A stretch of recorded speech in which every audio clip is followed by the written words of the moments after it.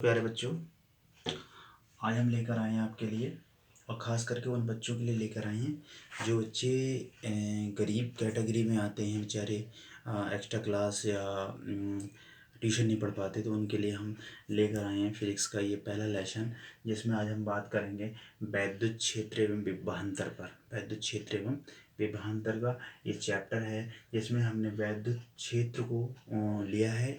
हर एक टॉपिक पर बात करेंगे। ये उन बच्चों के लिए है खास करके जो ट्यूशन नहीं पढ़ पाते हैं, गरीब बच्चे होते हैं, वो हमारे चैनल से स्टेप बाय स्टेप पढ़ें और पूरा थ्योरेटिकल, न्यूमेरिकल, वेरी शॉर्ट सारी चीज़ें अवेलेबल कराई जाएंगी, स्टेप बाय स्टेप कराई जाएंगी। और कोई भी हमारी वीडियो को स्किप करके देखेंगे तो आपके डाउट बने रहेंगे, और अगर आप बिल्कुल क्रम से देखते हैं तो आपके सारे डाउट क्लियर हो जाएंगे। बने रहिए हमारे चैनल में टीच बाय PPSG में। आपका बहुत बहुत स्वागत है। मैं प्रेमपाल सिंह। आज हम बात कर रहे हैं वैद्युत आवेश पर, जिसको हम अंग्रेजी में कहते हैं electric charge. What is electric charge? Electric charge क्या होता है, आज हम इस पर बात करेंगे।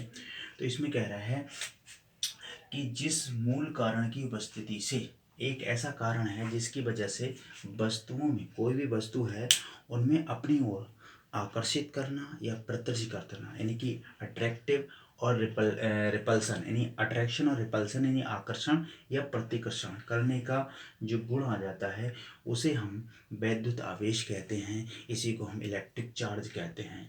वैद्युत आवेश या इलेक्ट्रिक चार्ज टू टाइप के होते हैं, दो प्रकार का होता है, जिसमें कि पहला दिया है पॉजिटिव चार्ज।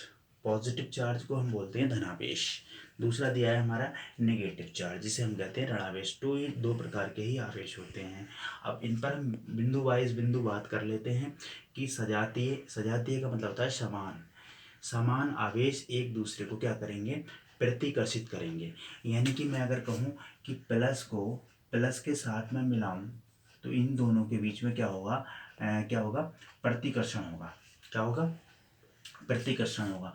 और प्रतिकर्षण क्या होगा, समान आवेशों में क्या होता है, प्रतिकर्षण होता है। और दूसरा बिंदु है विजातीय यानी विपरीत आवेश। अगर मैं विपरीत आवेश यानी कि एक को प्लस रखूं और दूसरे को माइनस, तो इन प्लस माइनस के बीच में क्या होता है, इनके बीच में आकर्षण होता है। तो यहाँ पर अट्रैक्शन होता है और यहाँ पर रिपल्सन होता है। तो यहाँ पर हम बात करते हैं वैद्युत आवेश के मात्रक की, वैद्युत आवेश के मात्रक की। तो यहाँ पर दिया है एम्पियर सेकंड या कूलाम। क्यों एम्पियर सेकंड क्यों दिया है और कूलाम क्यों दिया है? तो यहाँ पर वैद्युत आवेश को हम किससे डिनोट करते हैं, क्यू से।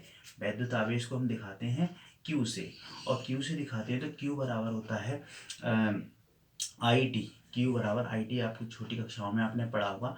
क्यू बराबर IT एक फॉर्मूला होता है जहाँ क्यू आवेश को डिनोट करता है और I एम्पियर को और T समय को, इसलिए यहाँ पर एम्पियर सेकंड इस आवेश का मात्रक दिया है, जिसको हम कूलाम भी कहते हैं। क्यों कूलाम? कूलाम एक साइंटिस्ट का नाम है जो कि ये यहाँ पर यूनिट का काम कर रहा है। आज हम बात कर रहे हैं इसी टॉपिक में कूलाम के नियम की। कूलाम का नियम बड़ा महत्वपूर्ण होता है परीक्षा की दृष्टि से, और आता भी है, बोर्ड एग्जाम में भी महत्वपूर्ण रहता है, तो खास करके इस पर विशेष ध्यान दें। कूलाम के अनुसार, कूलाम एक साइंटिस्ट थे, उनके अकॉर्डिंग उन्होंने क्या कहा कि कोई दो बिंदु ऐसे लिए जाए। कह रहा है एक किन्हीं दो बिंदु आवेशों के बीच एक Q1 आवेश है और एक Q2 आवेश है। जो Q1 है वो पॉजिटिव है और जो Q2 है वो नेगेटिव है, यानी कि माइनस है।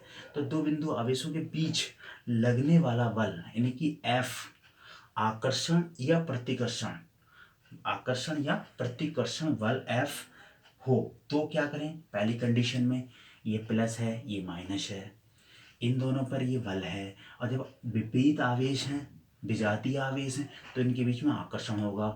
ये बिंदु इस बिंदु की ओर खींचेगा क्योंकि विपरीत आवेश हैं। दूसरी कंडीशन में ये प्लस और ये भी प्लस, ये Q1 ये Q2, तो दोनों समान आवेश से सजातीय हैं, तो यहाँ पर क्या होगा, प्रतिकर्षण होगा। विपरीत समान आवेशों में क्या होगा, प्रतिकर्षण, और विपरीत आवेशों में आकर्षण होगा।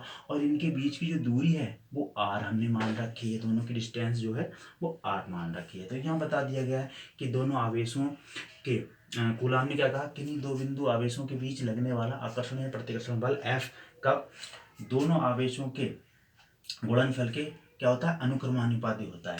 यानी कि जो F है वो बल है वो क्या होता है, पर F proportional Q1 into Q2, equation number first. यानी एक पहला समीकरण बन जाता है F समानुपाती, या हम अनुक्रमानुपाती कह सकते हैं, Q1 इंटू Q2 इसके प्रोपोर्शनल होता है।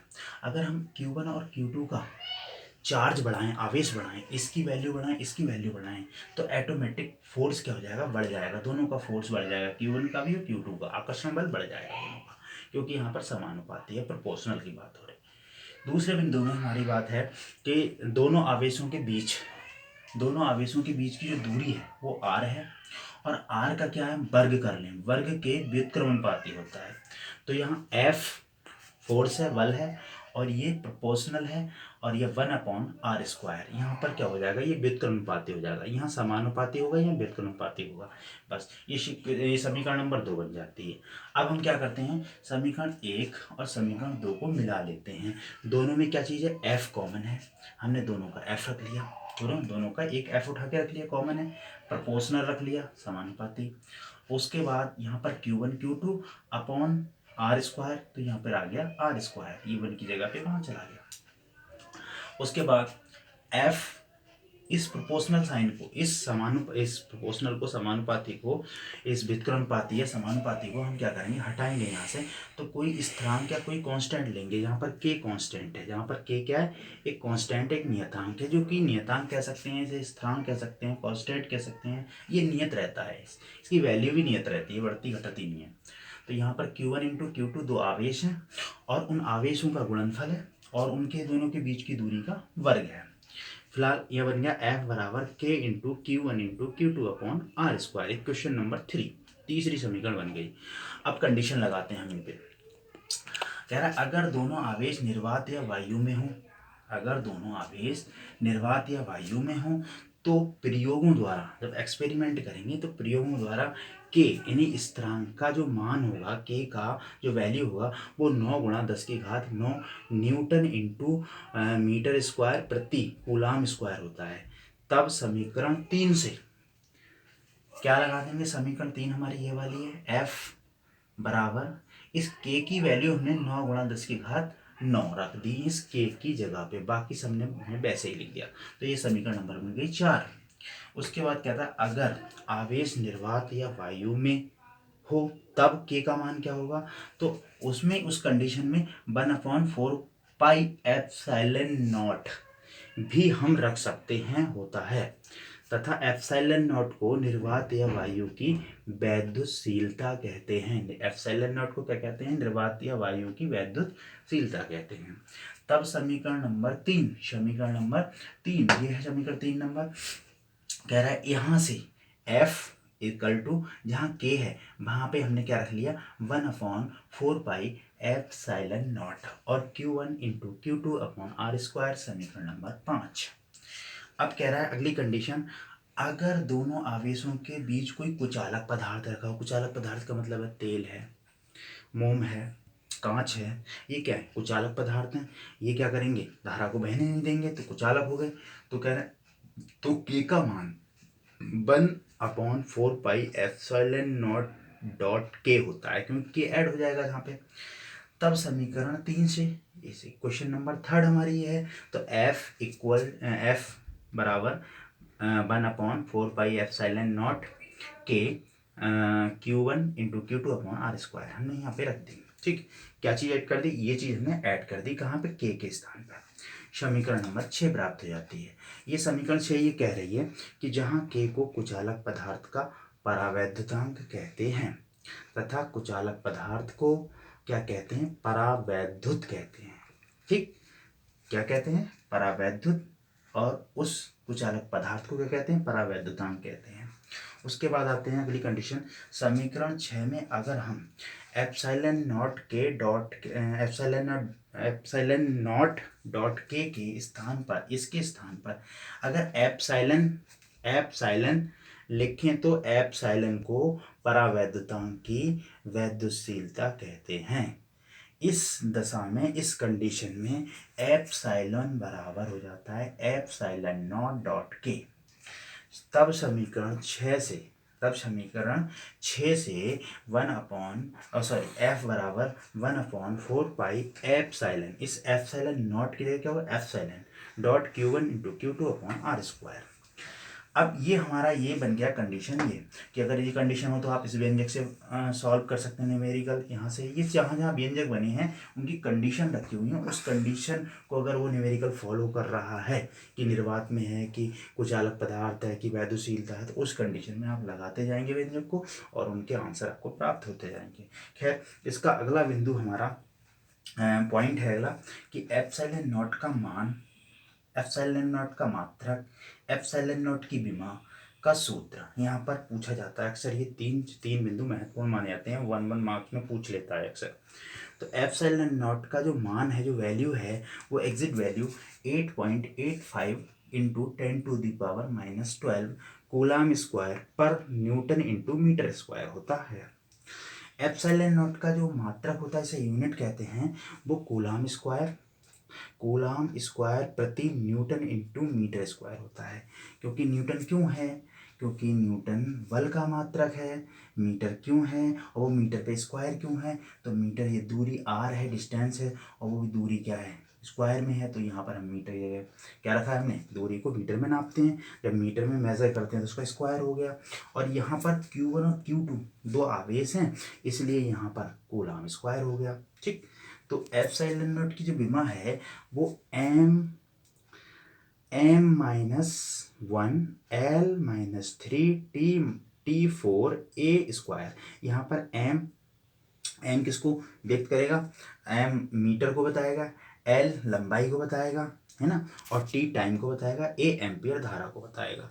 अगला बिंदु एक छोटा सा नोट है इसमें कि अगर आवेशों के बीच कोई परावैद्युतांक पदार्थ, कुचालक पदार्थ हो, कुचालक जैसे अभी बताया तेल है, मोम है, कांच है, ये कुचालक पदार्थ हैं, जो उनके बीच लगने वाला वैद्युत बल, अगर उनमें वैद्युत बल लग रहा है और कुचालक पदार्थ है, तो उनके वैद्युत बल को, उनका जो इलेक्ट्रिक फोर्स है उसको क्या कर देगा? घटा देगा। क्या कर देगा? कम कर देगा। तो परावैद्युतांक को हम K से डिनोट करते हैं, और K बराबर होता क्या है? तो एप्सिलॉन बराबर होता है एप्सिलॉन नॉट K। तो हम अगर इसको निकालें K, तो K यहाँ ले जाएंगे बराबर एप्सिलॉन अपॉन एप्सिलॉन नॉट। अतः कहता है कि परावैद्युत पदार्थ की वैद्युशीलता क्या है? एप्सिलॉन है, तथा निर्वात या वायु की वैद्युशीलता एप्सिलॉन नॉट है। और इन दोनों के अनुपात को, किसकी? इसकी पदार्थ की वैद्युशीलता एप्सिलॉन है, और निर्वात या वायु की वैद्युशीलता एप्सिलॉन नॉट, इसके अनुपात को क्या कहते हैं? के कहते हैं, जिसको हम परावैद्युतांक के नाम से जानते हैं। तो प्यारे बच्चों, आपने देखा और समझा। और इसका अगला जो बिंदु है, हम वैद्युत क्षेत्र पे नेक्स्ट वीडियो में आपको एकदम क्रम से, एकदम सीरियल से प्रोवाइड कराएंगे। आप बने रहें हमारे चैनल पर, और डे बाय डे आपका जो है एक क्रम से सारी वीडियो चैप्टर वाइज चैप्टर आपको देखने को मिलती रहेंगी। और आने वाली बोर्ड परीक्षा तक हम इस फिजिक्स को जो महत्वपूर्ण टॉपिक हैं वो सारे कराएंगे। यानी कि यहाँ पर हम थ्योरी कराएंगे, न्यूमेरिकल कराएंगे, शॉर्ट, वेरी शॉर्ट, ऑब्जेक्टिव तक ले लेंगे, सारे लेंगे। बट लगे रहिए, आप देखते रहिए हमारे चैनल को। और अगर हमारा चैनल आपने सब्सक्राइब नहीं किया है तो आप हमारा चैनल सब्सक्राइब कर लें। थैंक यू, धन्यवाद।